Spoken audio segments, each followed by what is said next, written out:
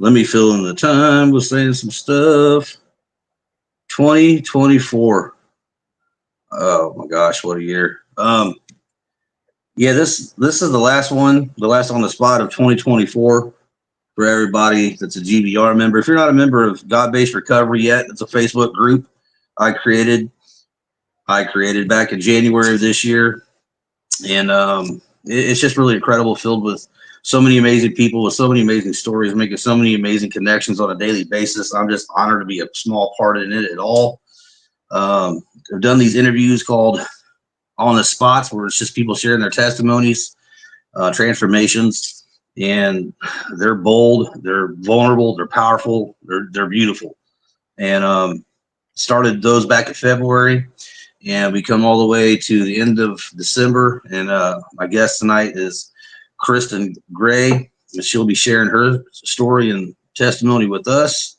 And coincidentally, it'll be the last one of 2024. That's a pretty good introduction. I should do that more often. And we are live on GBR right now. Everybody, welcome YouTube land, wherever else you're watching from. I see Michael Delk, Mama T. I see Monique Collier. Bunch of people's names I haven't noticed before. Welcome. My guest tonight on the spot is Kristen Gray. Looking forward to this one. We've talked for a little while, off and on, as well as with my wife, and getting bits and pieces of this testimony, this story of hers. From what I've heard so far, it's amazing. I can't wait to hear the whole thing in its entirety. And I'm honored and blessed to have her with us for tonight for however long. There's no time limit to these. So everybody, welcome to On the Spot. Kristen, thank you for joining us tonight. Hey. This is pretty much because Deb's smarter than me always. So she's like, well, instead of doing the meeting tonight, we'll turn this into like a pseudo semi-speaker meeting. So the floor is yours at all times. I'm just the host, but this is your story. So you are in charge of all this. No pressure on you. But wanted to say thank you again for joining me. And let's get into it, shall we? Absolutely. And thank you. All right. No problem. Starting way in the beginning. Kristen Gray, you're about to go on the spot. So dramatic. All right, I'm going to hit you with the first question, and we'll just go from there and speak on anything as long as you want, as much as you want. Tell us what life was like growing up in that dysfunctional chaos, as you had put it in the microbio. Well, I was born about 3 weeks early because my mother was craving gin, and I came into the world fighting for my life. My parents got a divorce when I was 3. My dad was manic depressive. My mom was in alcohol, drugs. My dad was in alcohol also, I think drugs, I'm not sure. We moved around a lot. My dad took his life 8 days before my 11th birthday. And when my mother went to break the news to me, say I'd called my dad's because it was supposed to be our weekend and the phone was busy and everything. So I ended up calling my grandmother's and everything, and my Uncle Bob answered the phone. He said, I need to talk to your mom. I'm like, okay, and everything. And she talked, and then she leaves. She said, I'll be back in a minute. She comes back. She hands me a wine cooler and says, here, drink this. I've got to tell you something.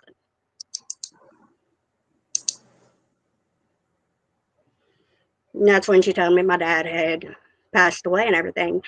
And I knew it was suicide because, just from some stuff I remembered and everything. She was like, oh, it was accidental. It was accidental. I said, no, it wasn't. How old was he? He was 36. Gosh. Here's a dumb question, I guess, but I have to ask, how'd that affect you then, immediately afterwards? And how's it affected you right now? Immediately, it was just, I don't know, I don't remember a lot of it. It was just like a fog, a blur. And my mother, of course, she didn't skip a beat, jumping from man to man, alcohol, drugs, all that. And she had gotten into a relationship with almost daddy number, I lost count. I really lost count, but it was one of the almost stepdaddies. He was real abusive and everything towards her and also towards me. Finally, I guess it was like in the summer of 1999, she had decided that we were going to move to Alabama to get away from him. And later on, like 2 months after we moved to Alabama, I turned 15. And then probably about, I want to say it was March or April of 2020, she had remarried again. I think this was like stepdaddy number 4 and just took off. I didn't see her again. She bounced back in and out of my life and all, So but where you were 15 or so, where was you staying at, and who was supporting you? And me. at what I age? started working at 15. I had started working at 14 at McDonald's. And when my dad had died, like I was getting survivor benefits. So when she decided to take off, like I had an aunt down here and everything, and we went to the Social Security office, got her set up as the representative payee. We went and opened a bank account, and I had the debit card. My first Man, car was when I was 15. It was a Geo Metro. not bad. Technically, I wasn't legally able to drive, but um, sometimes you just got to do what you got to do. well, yeah, I mean, you were surviving and you were doing it the best you could. I mean, I don't know how much example you really even got to know what that was supposed to look like. Um, okay, let me go back a little bit with you if I can. Okay. Okay. Um, before let's say before your dad passed and all that. Um, I don't think I caught this. If you told me, I missed it. What age were you when he passed? I was 10. It was 8 days before my 11th birthday, Okay, so this which might I be a was tough already one. pretty much having to take care of myself because Oh, okay, my I mother see. wasn't So doing that, too much of a. as bad as that was, that somewhat helped you out by the time she left and you were 15. So you were already kind of doing that at 10. Yeah. Okay. There were times I was having to take care of her. Wow. Well, that's just the. I mean, so you've had those. I mean, you had maternal instincts. You had survival skills. I mean, no 10-year-old should be taking care of their parents unless they're. I mean, at all. Not even if they're sick or anything. You did the best you could, I'd assume. Hmm. If there was, if you could go back and change one thing about those times, 10 years old, maybe a little bit earlier, for the better, what would you change more than anything else, or would you just leave everything the way it was? Not a thing. Not a thing because it all comes out to where I'm at and who I am now. If it wouldn't have been for all the things that happened, I wouldn't be the person I am today. So that helps with regrets, then, right? I mean, those are Yes. different than resentments. I mean, some things you can. Yes. Okay, I love that. So I'm gonna talk about your dad a little bit more, if that's okay. I mean, you were 10 when he passed, almost 11, but can you give me some good times that you can remember? Were there any? He taught me how to play chess. Chess. Yes. That's I'm 47. I have no idea how to barely play checkers. So, Okay, you're Well, 10 the years funny old. part about him teaching me how to play chess is I'd finally he would let me win a lot of times and everything. The way that I knew that I had actually beat him all on my own was he flipped the chessboard over. Mama said he was a Like, sore loser, so and she said don't ever play Monopoly with him. did you guys play again after that, or did he take his one L and retire? That was the last time we played chess. Is when you Because won? yeah, and it was 5 days after that he took his life. 4. 4 4 days days? after I that he mean, took his life. oh my gosh. Oh, it's a heck of a memory. And I know that's not the reason he took his life. Right. I'm gonna be honest with you. That was lingering a little bit. I'm like, do not say that. Don't be stupid, Travis. But you said it, so It did it's cross okay. my mind, but that was I not the mean, reason he took his life. I'm glad we could have a moment to laugh about that with something so heavy and serious. I hope other people, like, there had to be somebody else thinking that too, but Yeah. appreciate you saying that. I've had to learn to laugh because I mean there's humor in everything. It's, Or at yeah, least that's how I've gotten by, how I've survived. it's one of the greatest natural therapies I think we can get. I mean, there's some things Yeah. that's just bad timing, bad jokes to laugh about, but just in the flow of things and being honest and truthful and vulnerable. God, I think those are moments God provides us too. I mean, He knows it's heavy topics and everything. Um, so you're in I'm a Alabama. lot like my dad.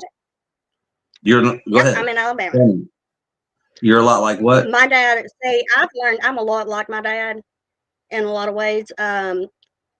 He had gotten a 4-year scholarship to the University of Tennessee to be a chemical engineer. So that's how I knew it wasn't an accidental overdose. He knew what he was doing. He ended up dropping out and everything, but I've had other people that had knew my dad and say, "You're just like him." And that That's really freaked me out, like, right around the time that I was turning 36. I'm 40 now, but it's like, "Oh gosh." I It's was just stuff that about to goes ask through your you. mind. Yeah, I was about to say, does any of that scare you a little bit? I mean, the good and the bad. Sometimes, yeah, Um, it did. Um, but also now I have a better understanding, and I'm not angry anymore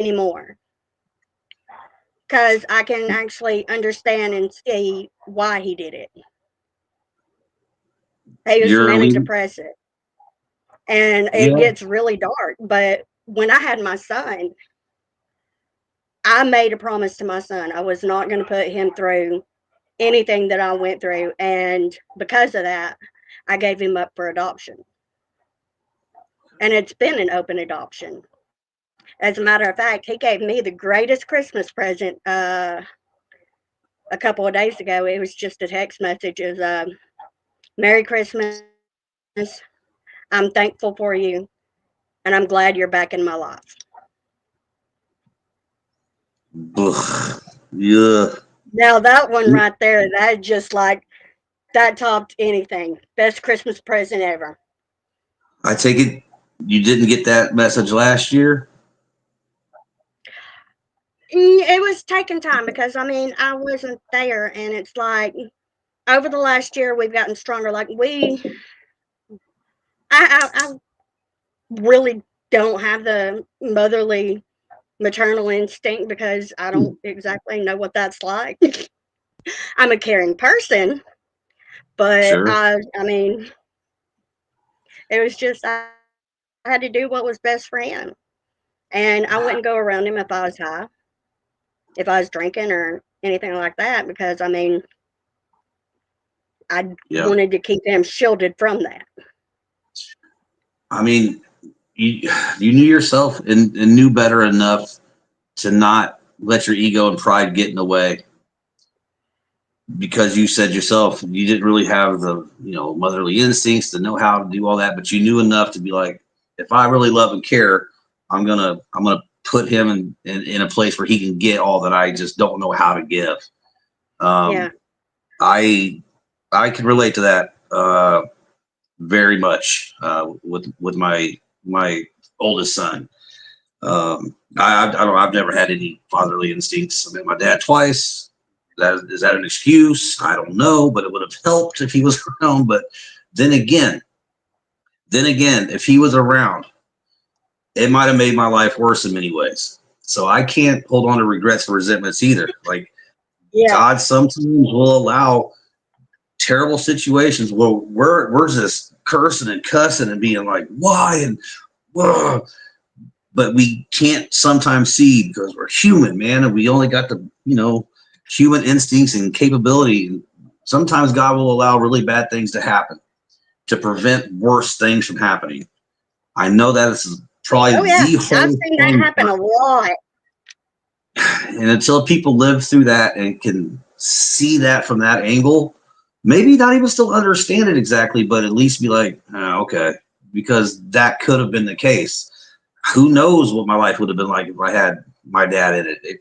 Okay, it would have been better, but I could have learned more. I get all that, but that might have been forfeited because it could have been worse. I could have seen some worse things or something. So Could have gone through sometimes, like the type of stuff I went through. yeah, I mean, so sometimes for people out there that are listening, me and Kristen are just sharing this now, and she shared something that I was able to relate to. So I feel like I give back to you. If you're sharing and opening all up to me about a lot of stuff, I like to give that back. And if there's something that anybody's out there struggling with, letting go of, or letting God deal with, or have resentments, still blame God for some things, just realize it's possible that situation that you're still resenting God for a little bit may have occurred because God loves you more than you can ever realize, and He was actually preventing worse situations from happening. Just saying. Yeah. Not preaching or nothing like that. I'm just saying that that's helped me deal with a lot of stuff. I think Kristen can say the same for that. Romans 8:28. Says God what? works. Well, let me see if I can do it by memory. It's God works all for good to those who love Him. Fantastic. Moving ahead, I was going to ask some more questions about your dad, but I think he was manic depressive. I had other questions that I think are just not. It was a nice bookend. I think you got the best qualities of your dad, and I think you did the right thing, and you should give yourself a little bit of credit for that. And I'm glad you got that message for Christmas. I give God credit for that. Amen. So 15 years old, driving around in a McDonald's outfit, a Geo Metro. what was And going to what was school too. and going to school too. So Yeah, you were sick. they would not let me drop out until I turned 16. Oh yeah. But so you did drop out at 16? Yeah. Okay. I went But back you and were got my GED back in 2013. okay. Now at this time, like there's no communication with your mom or whatever. I don't know. It's not Didn't even know where irrelevant. she was at. Okay. So you're working, you're driving, you're paying, your for food and shelter and all that stuff. You were doing the best you could. Was you on your own completely, or who'd you have around you? I had people around me, but I was on my own completely. I didn't really Okay. like me and my aunt. Like my aunt would help me out and everything. Like when it come to you have to have a guardian type signature for something, everything like that. But we couldn't live in the same house together. Um, did something happen eventually to where? Because I know a little bit of how the story goes, but would you just describe I mean, so was there alcohol? Was there drugs involved when you were working and taking care of yourself the best you could, or did some event Alcohol, happen? not so much, because I mean, I would drink here and there. Because I mean, my mom was gone, so it's just like it wasn't that like easily. I wasn't going to go ask my aunt, hey, will you go buy me some alcohol or something? Now, when I was 16, I met a guy. It was after I dropped out of school and everything, met a guy. And that's when I got introduced to meth. Actually, wait, right before I met the guy, I got introduced to meth. I had done my first line. And then I get introduced to this guy, and it turns out, he uses and everything. We end up getting together, and we were together for like a year and a half. My mother popped back into the picture temporarily, and I just told her, I said, look, if you want to see me again or have any chance of seeing any future grandkids, you'll just go ahead and sign the papers for me to get married. Yeah, you were that serious, huh? Well, I figured if some, because I was suspecting the reason she was coming back what had something to do with the money. So I Huh? put it into it. By me getting married, it put it into it. You did get married. Yeah, At what age? 17. 17. How's that going? We split up like 8 months later, like right before I turned 18. I went on the road with a trucker I barely knew, and there wasn't any kind of relationship or anything like that. I was just like, actually turned out to be one of my best friends and No everything. kidding. And then I just bounced around.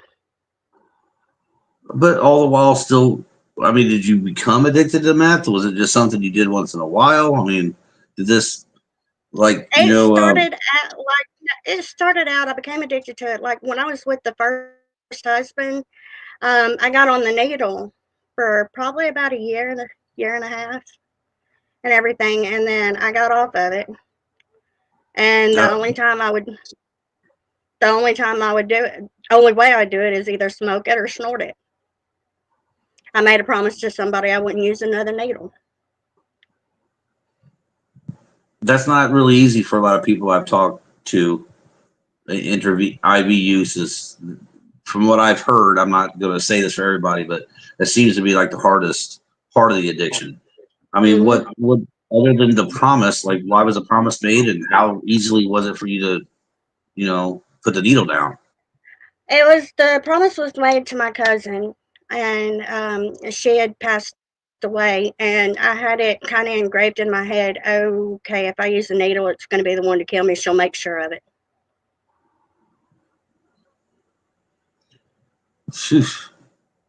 I mean, that's just not easy to do. I mean, I applaud you for doing that. I can't say it's easy to do. I've never used a needle, but from all the stories I've heard, it's just it takes, like, they pick it back up many times. Most people I've talked to said they pick that needle back up many times. So once you put it down, that was it. That was it. And I Well, I mean, think I didn't like. I think I had quit doing meth for like a year or two. Then also, see, yeah, for well, about 2 years. For about 2 years, what made you quit? the truck driver. All right, well, let's hear this then. This He was isn't. I got watching out for me. He was watching out for me. He was maybe I okay. got. Tell me more. Tell me more about these travels with the So truck driver. I just okay, titled it. so after I Travels had with the left truck my driver. husband, I met this guy. His name's Charlie. He was a truck driver. Met him in Waffle House and everything, and I'm sitting in the back because I knew the cook and everything. And Charlie was sitting with like one of his friends, and he said, "Hey, you ain't got to sit there alone. You can come sit with us." I'm just kind of looking at him all crazy and everything. I'm like, okay, what the heck? Because I knew my friend had my back. So, so I got to talking and all and everything, and he was like, "What's going on?" I said, "Well, I just left my husband, yada yada yada, and everything." He said, "Look, I drive a truck. I'm about to be heading out tomorrow to California." And I'm just kind of looking at him like, "Okay." He said, "I'll pay you to do my laundry, and I'll feed you." And it's just like, and you just gotta help keep me awake, talking or and everything, and help me watch, like going down the road. I'm just like, well, it's not like I really have any other choices right now. Huh. I'm kind of like, what else could I do? So I took a chance, and I was like, Lord, I hope he's not going to kill me. And so you just packed up whatever little bit you had, or I mean, it's not like you I just had carried. like a bag, like a bag. I left everything else behind. They bought me clothes I mean, and everything. They California never sounded. tried anything with me. No kidding. I mean, I don't know. I shouldn't have said it like that, but I'm just like that's most people say. Hey, listen, let's just be honest. Can we be real here for a minute? Oh, I'm in a Waffle House, 2:30 in the morning. I just did the time to make it more dramatic. Oh, I'm just gonna sit here. I'm gonna go to getting this trucker's. I'm just gonna do his laundry and get out to California and just watch the road for him. I mean, most people are probably gonna be like, there's got to be more to it than that. But I believe you. I think that's believable. Not common, but believable. Plus, like the lure of California seemed pretty cool. I take it you've never been out there. I haven't. It was the first time I ever saw an ocean. So I mean that would kind of probably draw. And I might wear some socks, I guess, to get out there to see that ocean. But I ended up riding with him for a while in the truck. I got to see all kinds of stuff. Like I got That's to meet his cool. family in Texas. Um, got to go from coast to coast. So I mean, it was pretty cool. What and so how long did that last, and why'd you end it? Probably about a year or two. What ended was my mother popped back in my life. I Okay, mean, she was in and out. right. But She popped back in enough for you to it was like just, get out of the truck. So yeah, and it's just like, okay, well, okay, let's see how this goes and everything. Because it's just like, kept giving chances, kept trying. Like, maybe this time it'll be different. was it? And then at one point, I took off and met a guy, moved to Georgia, and that's my son's father. That just, that was a disaster. Actually, it Okay. wasn't too bad of a disaster because my son came out of it and everything. But me and my son's father, we can be friends, but we can't do the whole relationship thing. We really can't. It's understandable. As a matter I of fact, we mean, have to have a few states in between us. I mean that again is like what I try to mention, like whatever the attraction was in the beginning. Okay, there it was, but you said it was pretty much a disaster, other than the miracle of your child that you ended up having. Yeah, That child had to be drugs. born. That's when I got back on meth. Okay, because right here I was at the point where I was seeing that a downward spiral really started to happen, and I was thinking, is that around that time with this guy in Georgia? After. After, okay, it said you told me that PTSD and depression were diagnosed, and Yeah, that was when I was 15. so that was already there. But I mean, you seem to make it pretty well, with those two things. There was no medication you were taking or anything. I mean, along with the I med. like on and off. It was either I was going to take medication or I was going to self medicate. I chose to self medicate most of my life. When I was 15, they did not prescribe me Paxil, Ugh. and that had that messed me up. That really messed me up. They do not need to be prescribing that to anybody under 18. They really don't need to be prescribing it to anybody, but it helps some people, I guess. By the time I was 16, I was prescribed Xanax bars. And I like Six, meth better than the Xanax bars, so fair enough. Let's get into like when everything just started becoming a little bit just too much for you. Um, I mean, like after the relationship and with the guy in Georgia, you had your son. How long did he stay with you? Is this the one you were talking about with the Christmas message? yes. Okay, what I happened had him after? for 5 months, and there was a situation that happened and everything that I won't get into too much because I Absolutely can't. respect that. It's like that's one of those where I can't. No, I don't know how to be a mother. I just couldn't do it because I mean I'm not. I watched my mother and it was drugs, alcohol, men, and everything, and I was not going to put him through that because when he was born, I'd already made him a promise. So it's just kind of like, all right, so I signed over the adoption papers to his paternal grandparents. And then it wasn't long after that, I ended up in Florida with the man that was making the meth. All right, take us into that, if you would, as much as you can. That probably didn't end well, Well, Kristen. no, no, it really Tell us, didn't.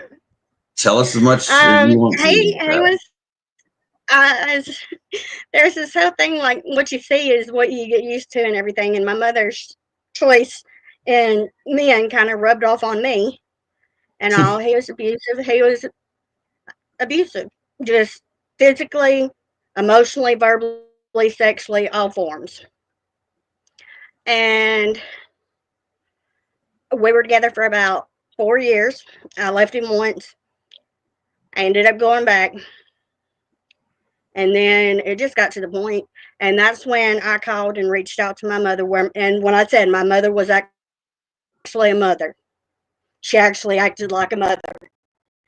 It was Okay. in 2010 around Christmas time, and I told her, I said, "Mama, look, I don't, I've never really asked you for anything. I've been able to do everything on my own. I need your help. I need to get away from him before he kills me or I end up killing myself." And she said, "Let me see what I can do. I'll call you back." About 30 minutes later, maybe, she said, "I'm sending you money to Walmart for you to get a Buzztown ticket." And she said, "I sent a little extra so you can get some food." So by this time, she was married to stepdaddy number five. Yeah, stepdaddy number five. He was actually the best one for her because he was pretty good. They had their ups and downs because they'd let alcohol get drunk and argue and fight, scream at each other. But compared to the other ones, um, so I ended up coming back to Alabama. I lived with her for about a year, year and a half, to a year. Hold on, a year and a half, a little over a year. We got to talk and everything, and I mean, we just talked about a lot of stuff. Finally, I got a job, I got a car. I'd started working at Jack's, and that's when I met my husband, the second one, the deceased one. Yeah. Uh, it was kind of funny because at that point, it was like, I'm done with the relationships. I have no interest and everything. And it was a year after, about a year, because I'd come back to Alabama in December of 2010. I met him in November of 2011. What He was a you musician. oh yeah, don't tell me bass player. bass, guitar, Okay. vocals, I've always had bass. I've always had an issue with these bass players, man. I just never mind. It's an inside joke. I should have let you in on that ahead of time. Who's musically inclined? He was very musically inclined. He He also worked sang? with a pool company, helped run it. Huh? He sang? Yeah, he did. Was that? And this was kind of like the icebreaker because I remember that day it was supposed to be raining and everything. We had gotten his burgers wrong, and so I remade them and handed them to him and everything. And he wrote his name and his number and the name of his band on a napkin. Smooth, just like And any band guy. it really was smooth. He comes Yeah. back in a couple of days later and everything. And it's like, "Did you get a chance to check out the band?" I said, "I lost a napkin." So Did I've you got really? my manager standing right beside me and everything. He's getting the receipt paper and all, and he hands it to him and hands him the pen because apparently they knew him. He had been coming in there for a while and everything like that. So I'm just kind of like, okay, he said, "Here, don't lose it this time." I'm just kind of like, okay. So I go home. I said with my mama, I said, "Mama, you remember me telling you about that guy giving me his number and the name of his band and everything?" She was like, "Yeah." Well, I told him I couldn't find the napkin. She said, "You threw it away." I said, "Oh, okay. Well, I don't know. I don't remember it." And she said, "Well, you could call and see if they're going to be playing, like, New Year's Eve's coming up and everything." Wow. So I call him and we just start hanging out. We just click. I mean, Around New Year's Eve, all these years ago. Pretty funny or no, ironic. this was in November. It was around Thanksgiving of 2011. Okay. By New Year's Eve, I was pretty much living with him. Wow. How was the band? Did you ever check them out? Oh yeah, They I good? went to. Yeah, they were pretty good. Heavy metal, loud. The kind to where you have to say "huh" for a couple of days after. But yeah, I would go to the practices and everything. I was just like, I was the groupie roadie. I was actually the roadie because we had to say roadie because I'm like, y'all aren't calling me no groupie. Yeah. I mean, so that was fun. You're getting to know him. You guys are clicking. I mean, things are, feeling good, and he was happy. Yep. Yeah, it was great. And then around, well, New Year's Eve of 2013, my mom passed away. Sorry to And hear he that. was there, like, he was right there. Yeah, it's like, man, I finally get a mama, and this is what happens. We understand. Everybody in the chat understands that. Was she But still? God, let me tell you, but God, as we. All right, so Amen.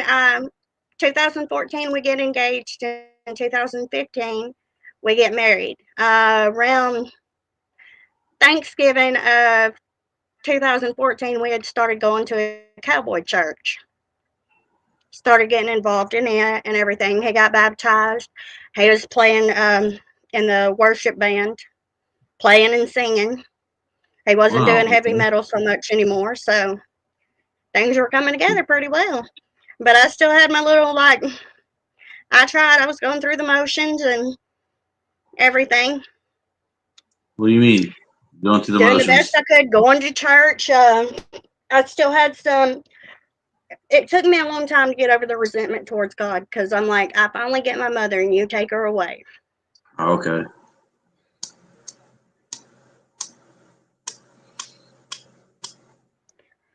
So, get married in 2015, and then, things going great. I mean, we're drinking here and there, not like as consistent as it had gotten. And around 2017 or 18, it started getting to where like we were drinking a 30 pack of Busch Light and one of those bottles about like that of wild turkey every day. It's quite a bit. And his health was declining and everything, and there just wasn't much we could do. We'd go to the emergency room, everything, and like his liver had started failing. He had Hep C from past drug use. See, this is where we clicked because we were both clean. He had a few years off of meth and everything. Um, he was probably off meth, I think, for like 8 years when we met, when we got together. And in February of 2020, well, I got to go back to October. In October of 2019, around our 4-year anniversary, he knew his health was getting worse and everything, and I told him I wasn't going anywhere. But he kept saying he wanted a divorce, and everything. And I thought we had worked past that and gotten past that. And I told him, I said, look, if you tell me you want a divorce again, I'm gone. I said, you should know by now I'm here to stay. But we had started arguing and everything. And February of 2020, the doctors pretty much told him, like, look, if you don't quit drinking, you've got 6 months, maybe a year, if that. And that's when everything just fell apart. I tried, like, and I actually tried, you know, if you're like, okay, hey, maybe if I hurry up and drink that, we'll be done. There won't be any more. Mm. That wasn't a good idea. We ended up splitting in April, and the day that I left is the day that I relapsed on meth. I had like 9.5 years off meth. And with all that happening, I got into another bad situation, bad relationship, probably the worst I ever had in my life. And like during this whole process and everything, it was like I should have known better. But with everything, my mind was so far out there. I don't know. It's just like I don't know how to explain it. You wasn't in control of yourself, really, Mm-mm. to a No, certain and degree. this is where the body of the armor of God comes in because you got to wear it every day. If you let one little crack in, that devil's going to get in there, and he may come in the version of a man with blue eyes. Hmm. Hmm. So, going through all that, and Chris died in August of 2020. And that's just when I was just like, okay, then I'm done. I don't care. I just didn't care. And that was just one of those. In October of 2020, I ended up in jail for 3 months. You hear about it, the 5 people you meet in heaven. Well, I've got a story about the 3 people you meet in jail.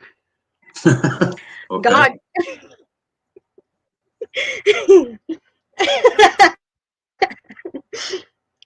Tell it.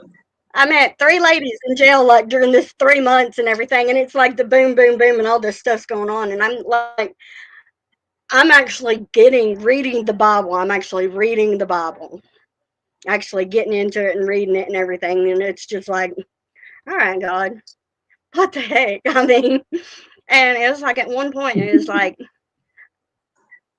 God, pretty much, I understand you're angry at me, but that doesn't mean you got to stop talking to me.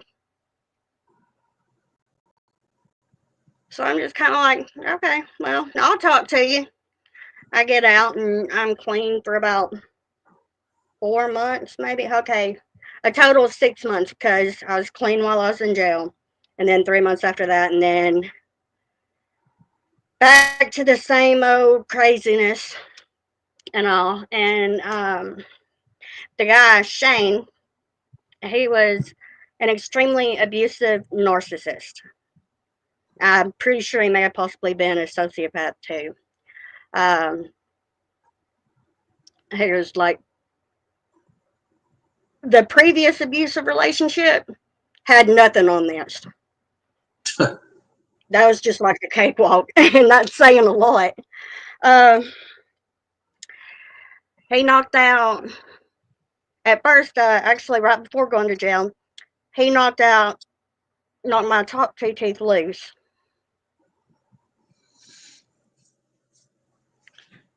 And then after that, for whatever reason, I guess there was the letters like, "Oh, it was the drugs. I'm going to be done with the drugs. Please give me another chance." This, that, and everything else. Mhm. So I was stupid enough to do it. That went on for about 2 years until I just got tired of it. I mean, every time I would try to leave, he would block it from happening. Everything. And it's just like, why would you want me here? Why don't you just let me leave? So finally, I ended up escaping. Well, I got to get to this whole part. This is where it's really going to show how God works. I reached out to my sister-in-law. These people have every reason to like not ever forgive me, not want to have anything to do with me, not want to help me or anything. And I called my sister-in-law Vicky and I said, "Look, this is the situation," and and she's just like, "All right, what we're gonna do is a visit and everything. I'll meet you here," and we had it lined up because the neighbor had helped me get a ride to get to where I'd like get it set up to where I'd meet my sister-in-law and everything. She said, "But no drugs." I said, "I can do that." Well, that was the meeting was scheduled for September the 17th at like 9 o'clock in the morning. September the 16th, Shane was going to drive his vehicle through the neighbor's camper if I went back in there. So I'm sitting here like, and we were waiting like on somebody that was supposed to be there like in an hour to pick us up because it's just going to go there and like meet up with my people the next morning. Well, I see him reaching beside his door, like beside the seat in the driver's on the driver's side. I know what he keeps there. It's a machete. Oh boy. So I'm running through the woods. I said, "Give me my purse. Need a flashlight." Well, the flashlight didn't freaking work. I'm running like through the woods. I've got burrs scratching me all over the place and everything, and I am directionally challenged. But my goal was to make it to the other side to where the church pit was. So I make it there and everything. And I had the phone, and the neighbor sent me a message, said, "Hide." So I'm like, okay, well, how in the heck? So me, which I was probably about 100 pounds at this point, I'm hiding behind a tree, laying down, hoping like, and it's like here's vehicles there, and the dang headlights are right on me, and I'm like, "Lord, if you get me out of this situation I got myself into, Lord, please don't let him see me. I promise. I can't promise I won't do drugs again, but I promise I won't let myself get into this kind of situation again." That's really specific prayer. Very honest I prayer. wasn't going to lie to him. I was not going to lie to him. I wasn't going to make a promise that I knew I wasn't going to. We get it. And, well, I got out of the situation, and I ain't going back. I decided I'm staying single. And then, unless Jesus comes and he's going to have to seriously come sit on my bed and say, "Hey, look, my homeboy's trying to talk to you." And then I'm probably going to have to look and say, "Yeah, I'm going to need some more signs." But since then, I've rebuilt. I got to actually help take care of my mother-in-law before she died. I got here like September the 17th. She died on Halloween of that year and everything. And it's like I I now know what it's like to have a family. Mm. When God shows up, he shows out. I've got my family here. I've got my recovery family. I've got my church family. And I have two sisters, half sisters. We didn't grow up together because they got taken away from my mom before I was born. Like got adopted out. My aunt adopted my older sister, and then my cousin had adopted my oldest sister. So, but for some reason, we moved around a lot, so that couldn't happen for me.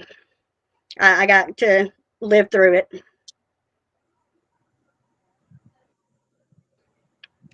But going back to my mother, I was able to better understand why. It's like I came to an understanding of why my dad did what he did and everything. My mother got married when she was like 13 or 14 years old to get out of the house of where she was Okay. living. So See. it's kind of like that right there, kind of like, okay, all right. Well, when did Gives you me a learn that? better understanding. Huh? When did you know that? Like When during the time that I was living with her when I moved back to Alabama, Okay. we talked, and it was like during that time, and it's just kind of like, okay, it makes sense and everything. And Yeah. she actually apologized to him. And I mean, at one point when I was with the guy living down in Florida, she had filed a missing person report. That right She there was really surprised the heck out of me. I'm just sitting there like, man, she was really man, trying. I mean, yeah, she was really trying then, and she's opening up to you, and yeah. But we got a lot closer, and it was just, I'm glad she got to see me clean. yeah. Okay. And she got to see where I got my GED and everything. Like, I actually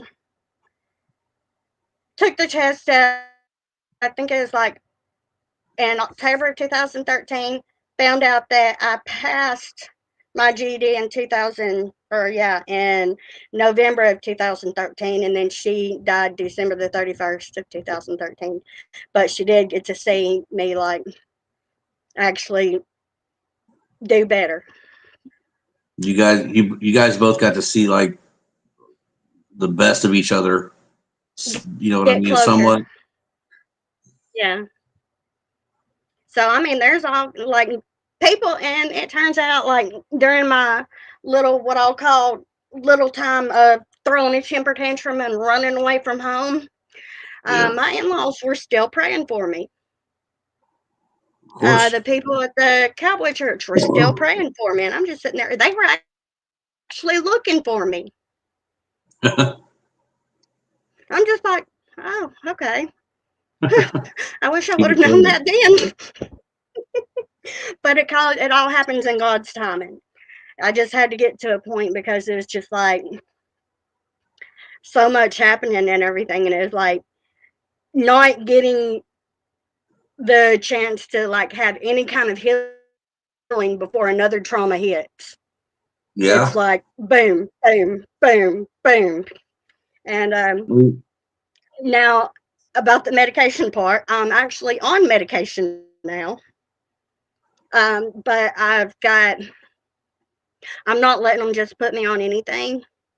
I went and did one of those gene site tests that like is supposed to let you know how the medicines work, because I'm not gonna walk around this world being a zombie. It's like I'm on two antidepressants, one to help me sleep, and an anxiety medicine. And I only take that as needed, like if I'm going somewhere like Walmart.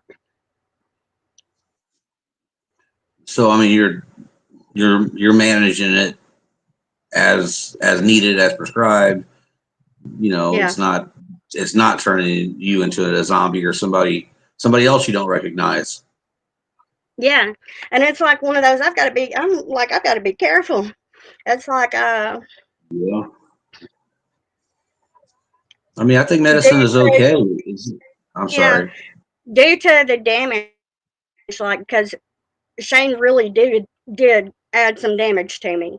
I've got a lot of back problems now. And it's like,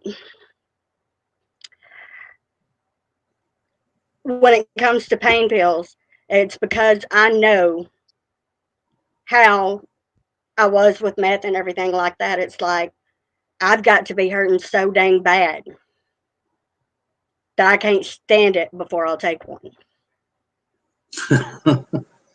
Well, I know somebody like that. Um, it's very admirable. I mean, there's you're in the minority with that. I would say there's so many people that I was going to say medication is okay when you're properly diagnosed and the person takes it properly. But Yeah. there's just so much out there. There's so many pills for even if you're just having a bad day, take a pill, and it's just like putting any kids on pills below the age of 18, unless it's like seriously behavioral problems. Like kids are moody. They get upset now and then. They throw tantrums. Back in my day, we used to have these things called brats. None of them were on pills, and I mean, it was just kids are developing. That's the thing that drives me crazy the most is that they're over medicating these kids, and they're diagnosing Hmm. them in the middle of them establishing who they are and developing. It's crazy. That's but it doesn't take away from the fact that some people really need that, and God provides people who make these things that they need, chemically to think more clearly, so they're not out of their minds. If you're out of your Yeah. mind, how are you going to let God in? He's still not going to go against your will. So there's people that He's created with recipes for prescriptions and medications that can get you back to sometimes it takes a pill to restore you to sanity. That's okay too.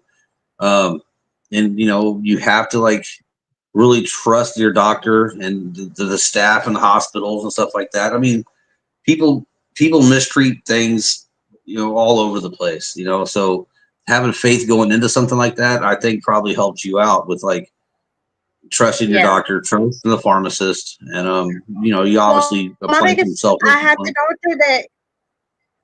the doctor that ordered the gene psych test, because before that I was going through like the mental health place, which that's where I'm going through now, but I'm more proactive than mine. Like, no, I'm not going to take that. I'm not going to take that. Why don't we try this? And then maybe this, because I do research, like see what the side effects are, see how it's going to interact with other medication. Yeah. Because A then lot you of end up people. on something that's treating a side effect for the medicine that this side effect is, and then you end up taking a handful of pills that you don't need. Right, and then if you have a bad reaction or something, or get hooked on a certain pill, then they're like, oh well, we'll drop this pill. Now you need this one to counter that one, and it gets very convoluted. I mean, research is obviously very important. You'd assume more people would, but it's good that you definitely do, and I think you'll continue just taking things as you need them, and there's nothing wrong with that at all. So let's get to your clean date and talk about all the good things that have happened. The positives from what's your clean date? I think it was pretty close to mine, but just off a year. Completely, no, it was like my complete, like, clean and sober date is November the 12th, 2023. November 12th, 2023. Mm-hmm. Mine was uh mine was November 14th of 2023. So, Now, yeah, we now both started celebrate. my recovery. I started my recovery in September of 2022, and I mean, it's like I I see. messed up a couple of times, but it happens. Sure, I've learned sure. from it. Did But you? I mean, November, and that was just like because it's like surrendering to God and everything, and then it's just kind of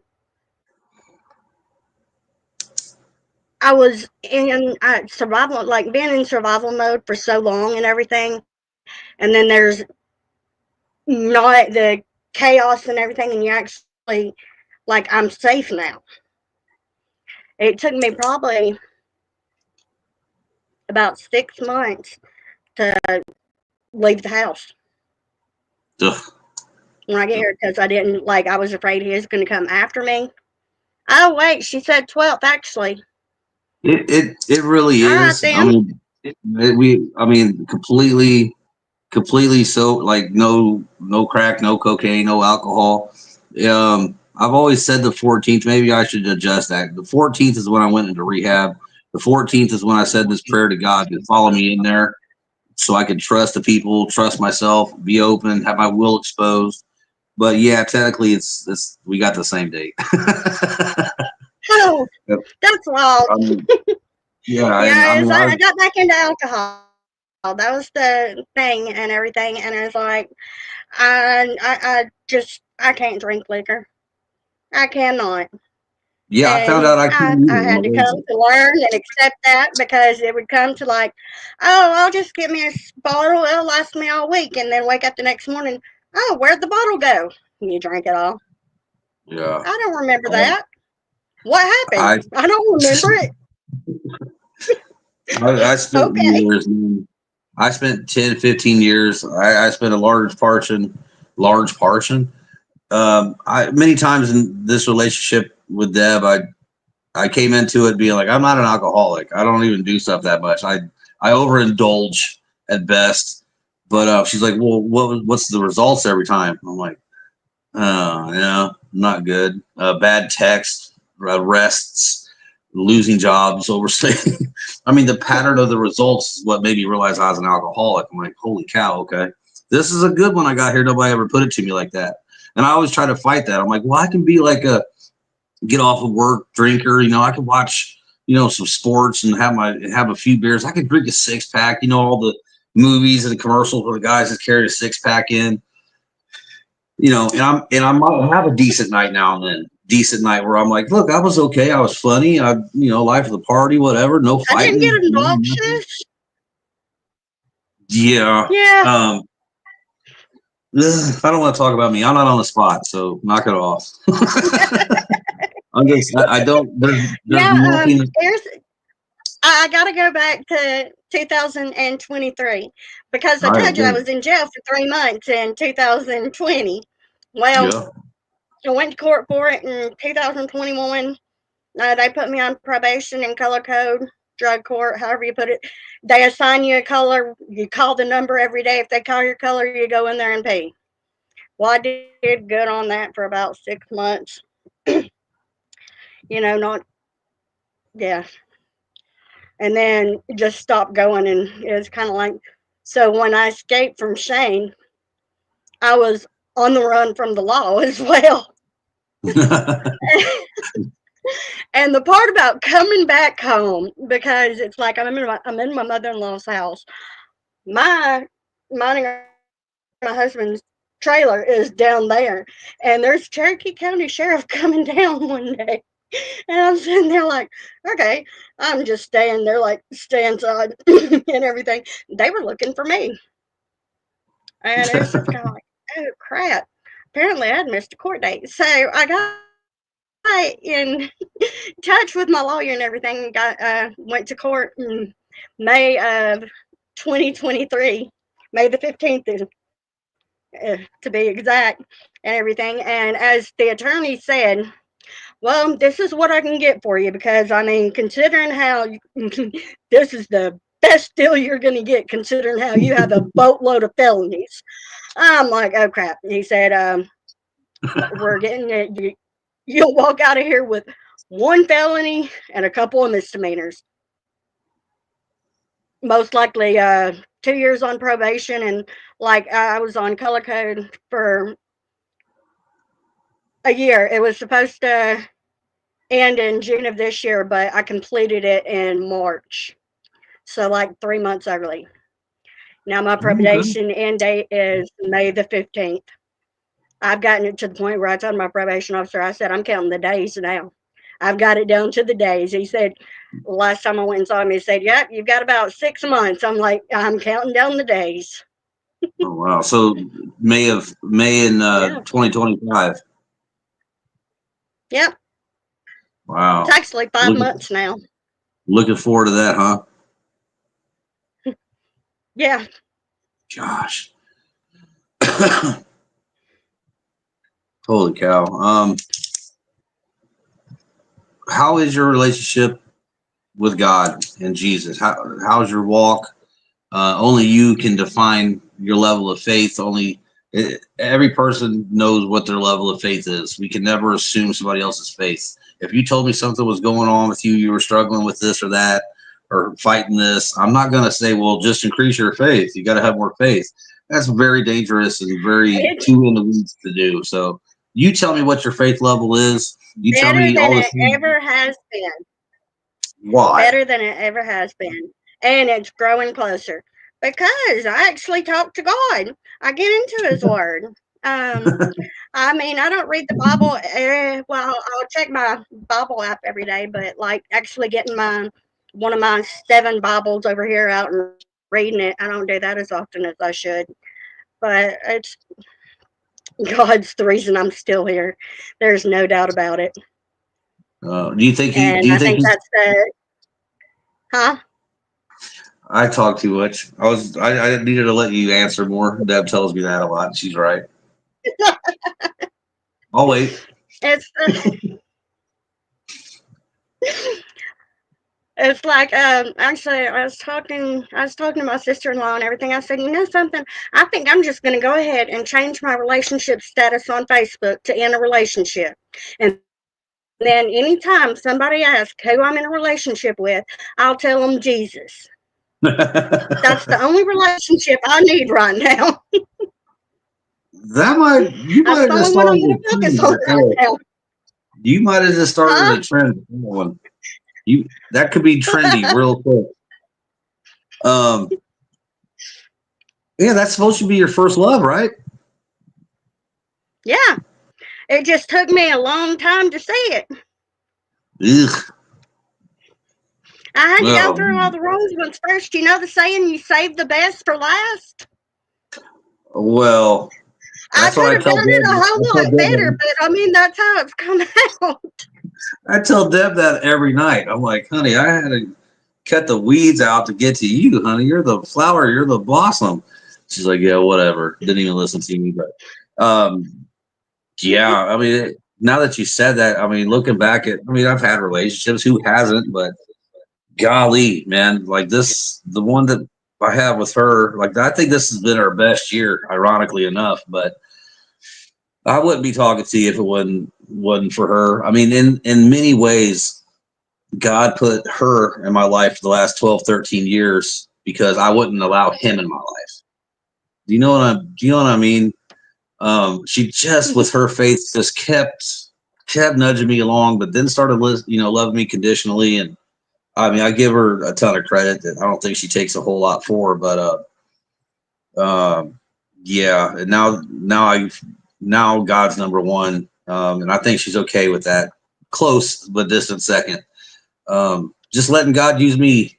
I think you're doing the same, Kristen. You knew God, you knew where churches was, you did all that thing, and you were using God to get you out of situations, praying now and then. But that surrender to me is what it Hmm. what it really means, and it's a daily thing.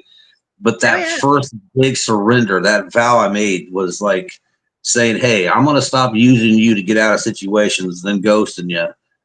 You can use me from now on. Here I am, as is, It as makes perfect a as you." huge difference, too. And it's like when you start thanking God for random stuff, just random crazy stuff and it's like, thank you, Lord. Most of the time on my TV, I'll have it on music choice contemporary Christian, and then if a song that I'm needing to hear just pops up, and I'm like, thank you, Jesus, thank you, Lord. He knew I needed it right at that moment. God is my DJ. Yeah, Ooh, boy.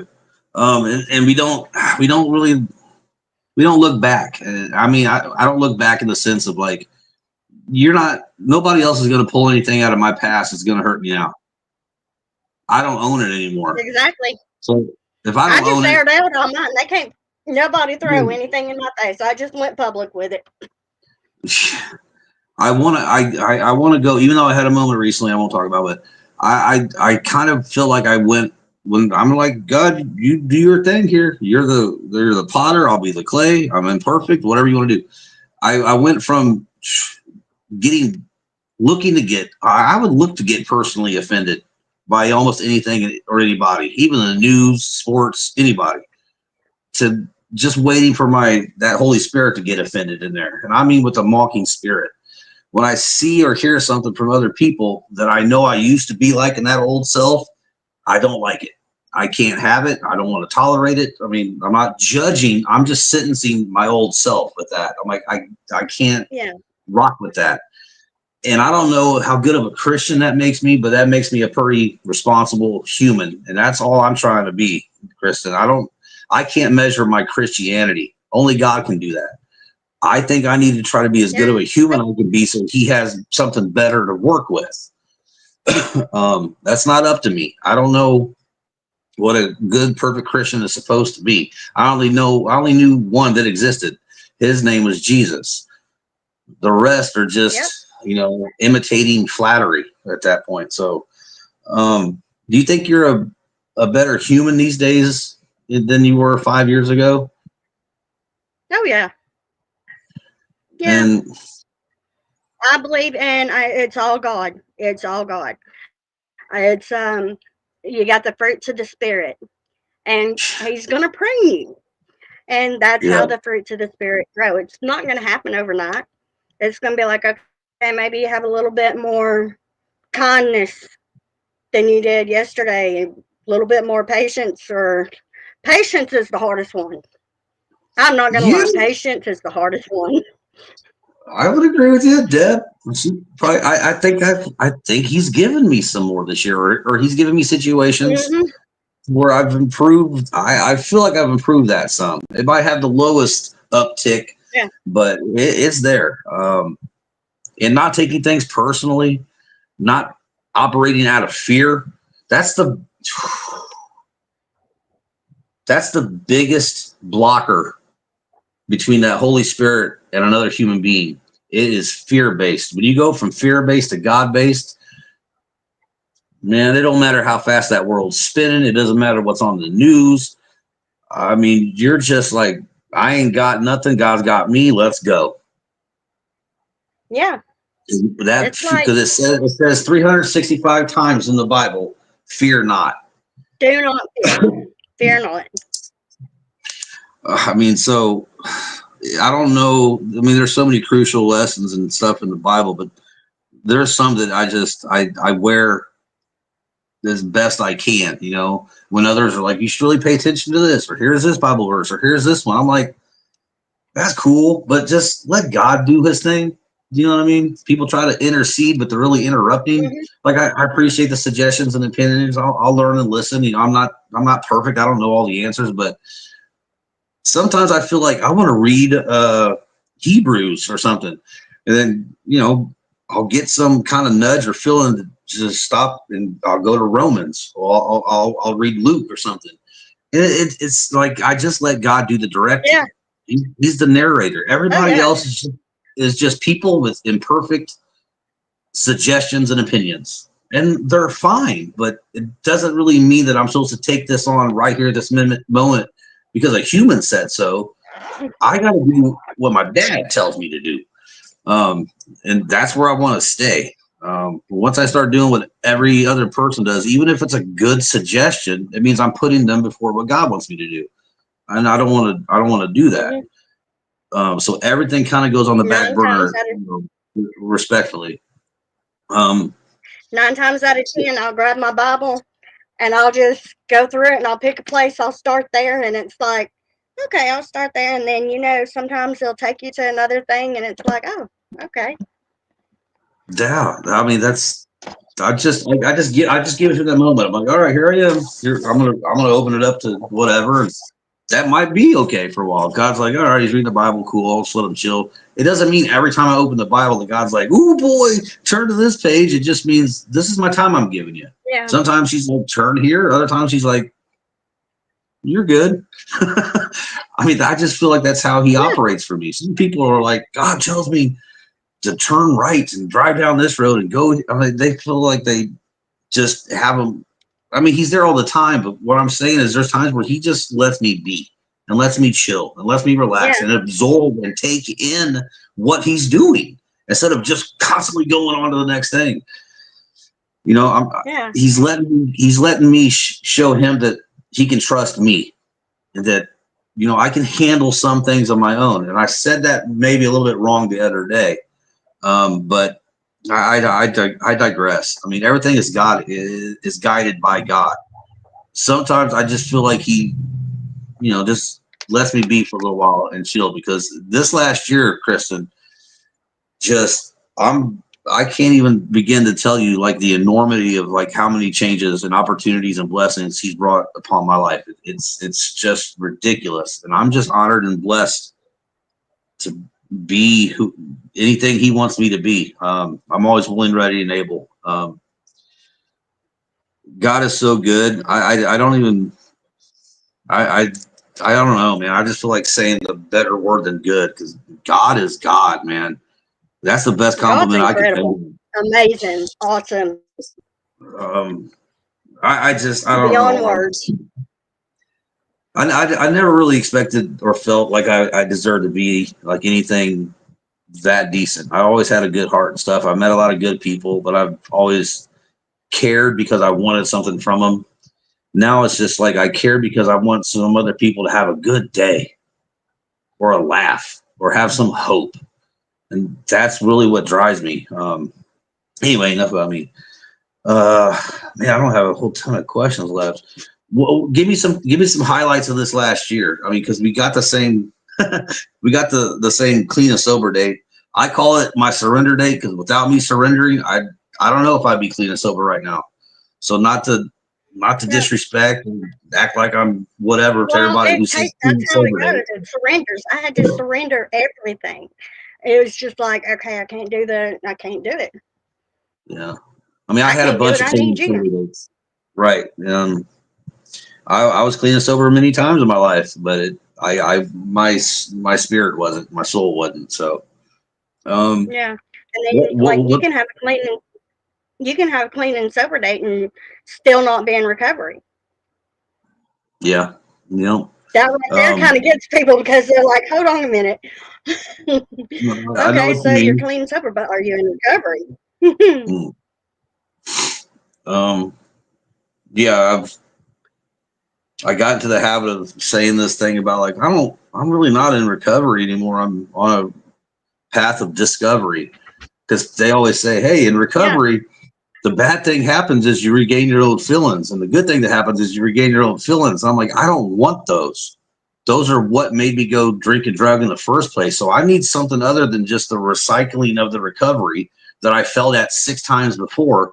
There's got to be something bigger than that. I don't want to recover. I want to discover who I am without all this baggage, this trauma, this abuse, this neglect, this drug, yeah, this alcohol.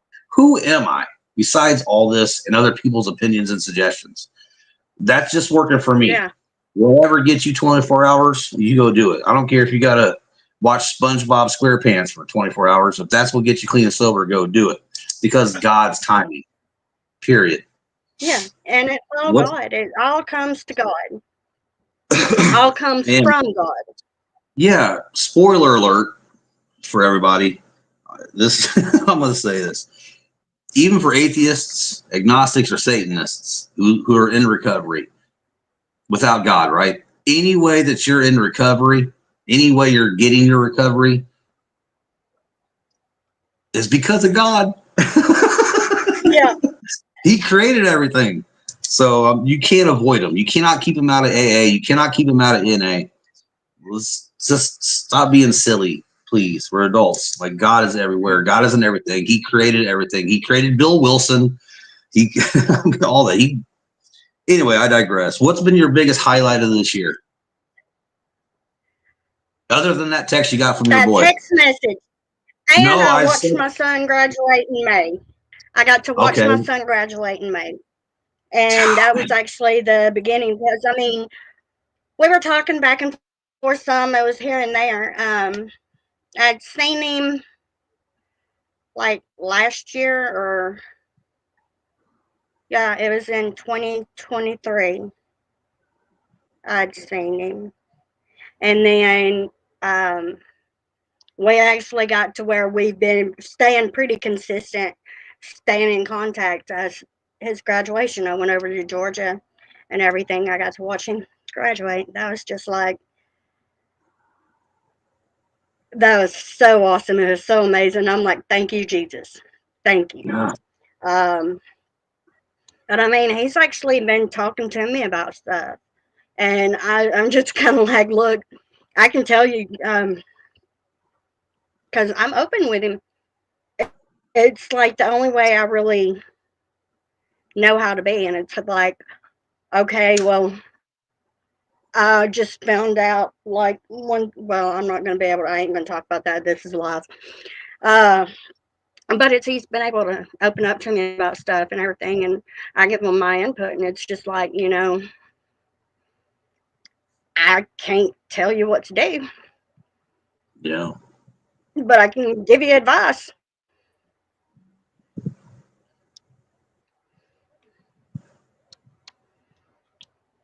So there was Yeah. that. I completed the color code. I have not been in jail, locked up. I don't have any warrants. Found out that after I get through this probation thing, and if I can get everything paid off, I might be able to turn around and get my record expunged Wow. or something like that. I don't know.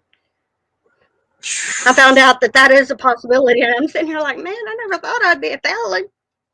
That's decent. That opens up a ton of doors. I hope that happens.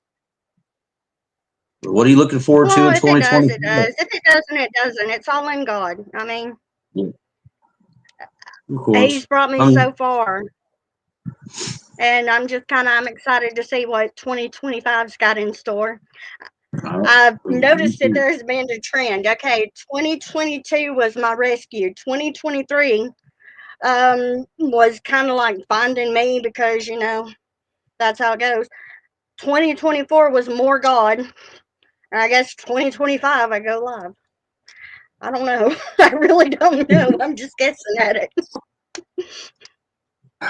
yeah, I've heard that some people say like that first year in recovery, true recovery, whatever true recovery means to anybody, God's really letting you reestablish, regain, I guess, recover yourself, heal. That second year, they say it's more for you to help that other person by sharing your stories, by being truthful. Um, Man, it's been kind of a blend of that this year, I think, already. But yeah, I look forward to 2025 as well. I can't even, it sounds weird to even say 2025. I mean, 2020. Like, it was just 1997, like 2 weeks ago. It's crazy, man. But I God, don't even know if I remember 1997. I do. I do. Where was I? See, it wasn't 10 years ago. It was 23 or gee, Manelli, 27 years ago. See, four carry the one. That's like 27, 28 years ago. You get so old you forget math. It's okay. Yeah, 27 Okay, years yeah, ago. because this is how, yeah, because my dad took his life in 95. So, and 2025, it's going to be the 30-year anniversary. So take away 3, and that's 27. Yeah. 30 years. And you're as good as you could be. So when that Yeah, I 30-year made it to mark, 40. yeah, I didn't think I was going to make it to 30, and I made it to 40. yeah, I never planned out anything. So I'm shocked I made it out of my 30s, to be honest with you. But I don't regret where I'm at now whatsoever. Let me ask you to do this. Everybody that's been watching and listening, we probably got a bunch of people that's, been that go to the meetings that's coming here tonight. Um, I'm going to ask you to just share some encouraging words to anybody. Maybe somebody struggling tonight. Maybe somebody just got 24 hours clean and sober. Maybe they don't really have a relationship with God. Their faith levels, wherever their faith is. Give us some encouraging words for others. And if you don't mind, I'm going to ask you to pray us out. Absolutely. Okay. Everything here is temporary. It may not seem like it at times, but it's all temporary. One day at a time is all you can really do.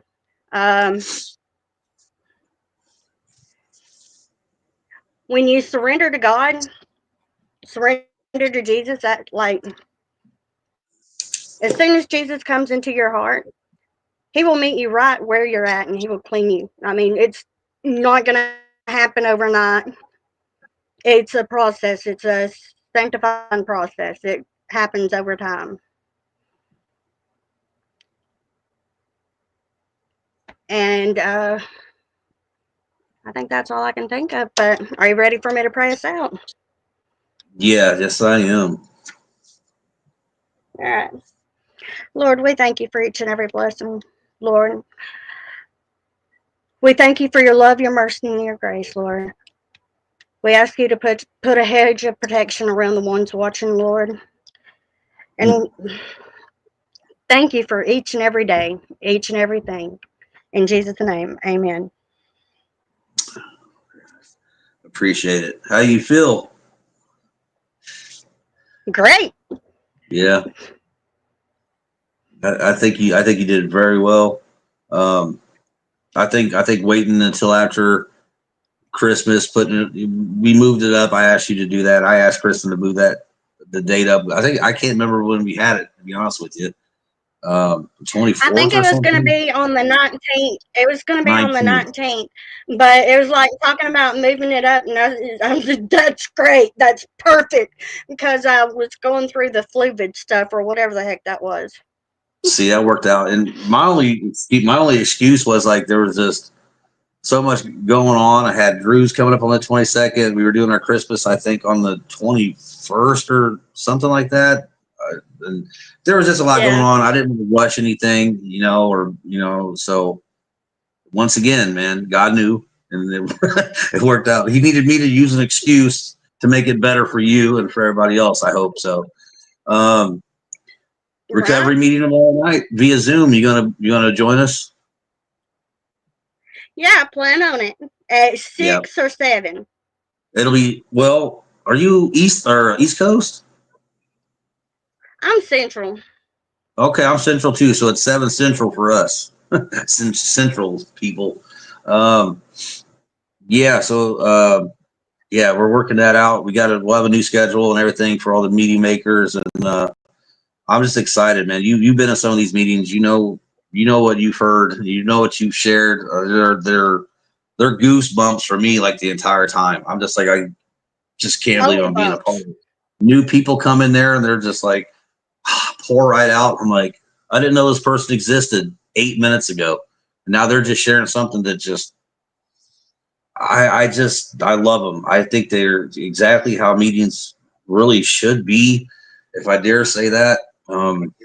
People just get to come in there, man, and I whatever agree. shape I they're love in, them.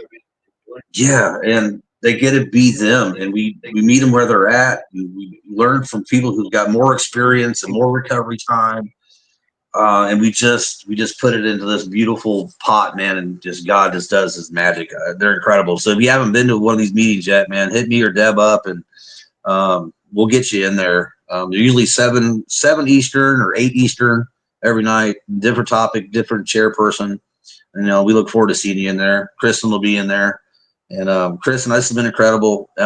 Same clean, sober surrender date as me, November 12th. I'm going to start saying November 12th now.